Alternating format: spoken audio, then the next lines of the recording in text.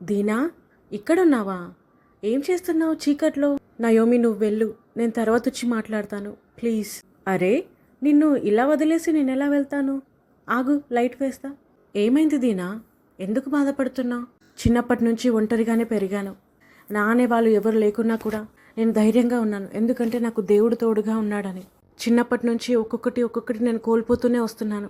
అయినా ఎక్కడ కూడా నా ధైర్యాన్ని నేను కోల్పోలేదు. మరి ఇప్పుడు ఏమైంది? ఊళ్ళో నాకంటూ ఉన్న ఒకే ఒక స్థలం, నేను పుట్టిన నా ఇల్లు, అది కూడా మా వాళ్ళు కబ్జా చేసేశారు, నాకు లేకుండా చేసేశారు. దేవుడు నన్ను ఇలా ఎంతకాలం పరీక్షిస్తాడు నయోమి?